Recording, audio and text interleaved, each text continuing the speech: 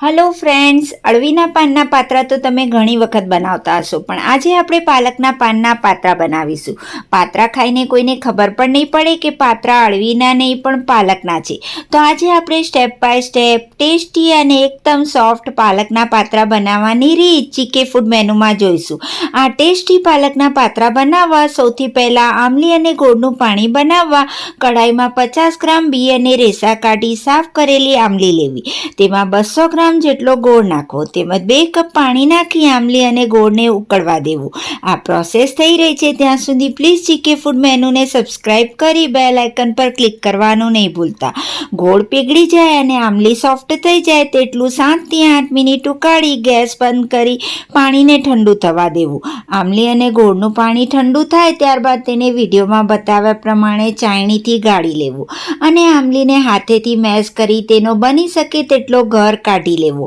બાકી બચેલો આમલીનો ડૂચો ફેંકી ન દેતા તાંબાના વાસણ ઘસવામાં ઉપયોગમાં લઈ શકાય. તમે જોઈ શકો છો આમલી અને ગોળનું પાણી તૈયાર છે. હવે પાત્રા બનાવવા માટે મેં અહીં પાલકના પાન ધોઈ લીધા છે. પાત્રા બનાવવા બની શકે તેટલા મોટા પાલકના પાન લેવા. હવે આ પાનની વચ્ચે જે જાડી ડાળખીનો ભાગ છે તે વિડીયોમાં બતાવ્યા પ્રમાણે કાઢી લેવો. આ ડાળખી કાઢશો નહીં તો પાત્રા ફોલ્ડ કરતી વખતે નડશે.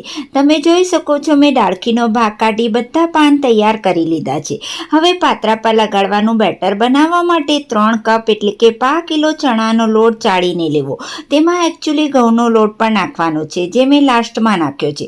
હવે તેમાં આમલી અને ગોળનું પાણી થોડું થોડું નાખતા જઈ મિક્સ કરી લેવું.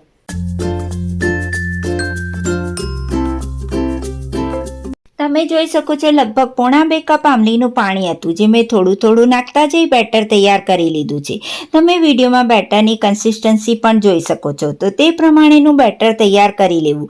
ત્યારબાદ તેમાં સ્વાદ અનુસાર મીઠું તેમજ 1 ચમચી જીરું પાવડર, અડધી ચમચી મરી પાવડર, થોડો ગરમ મસાલો, 5 ચમચી હળદર, 1 ચમચી લાલ મરચાં પાવડર, અડધી ચમચી ધાણા પાવડર, તીખાસ પ્રમાણે આદુ મરચાંની પેસ્ટ અને ધોઈને સુધારેલી થોડી કોથમીર નાખવી. 1 ચમચી સાકર નાખવી જે ઓપ્શનલ છે.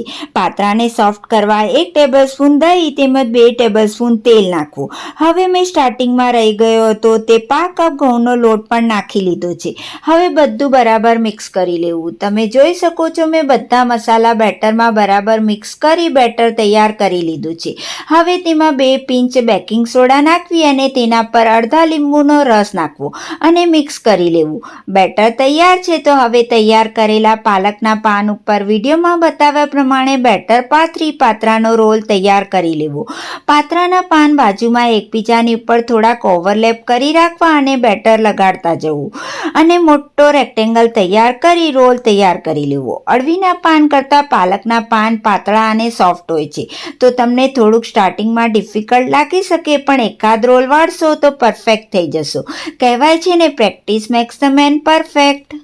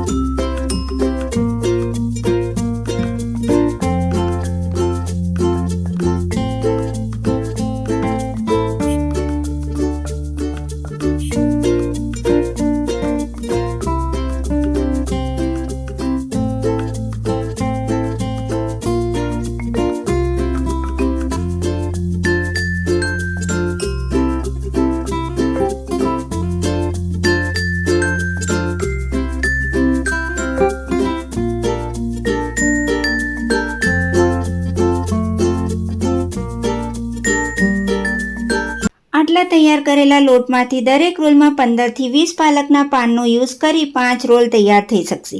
મેં અહીં તમને 2 રોલ તૈયાર કરી બતાડ્યા છે. હવે તૈયાર કરેલા આ રોલને ગ્રીસ કરેલી સ્ટીમર પ્લેટમાં રાખવા અને સ્ટીમરમાં ગરમ કરવા મૂકેલા પાણી ઉપર સ્ટીમર પ્લેટ રાખી પાત્રાને વરાળે 15થી 20 મિનિટ મીડિયમ ગેસ પર સ્ટીમ કરવા. ત્યારબાદ ચાકુથી ચેક કરવા. ચાકુ કોરું બહાર આવે તો સમજવું કે પાત્રા થઈ ગયા છે. તો ગેસ બંધ કરી પાત્રાને ઠંડા થવા દેવા. તમે જોઈ શકો છો પાત્રા ઠંડા થઈ ગયા છે. તો વિડીયોમાં બતાવ્યા પ્રમાણે તેના એક સરખા ગોળ પતીકા કરી લેવા. તમે જોઈ શકો છો મેં બધા પાત્રાના ગોળ પાતળા પતીકા તૈયાર કરી લીધા છે.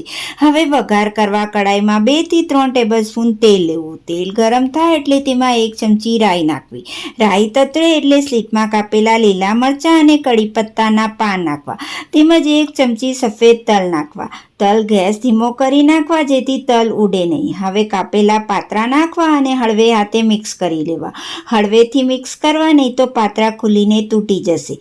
હવે તેના પર થોડી કોથમીર નાખી મિક્સ કરી લેવું. તો તૈયાર છે પાલકના પાનના એકદમ સોફ્ટ અને ટેસ્ટી પાત્રા.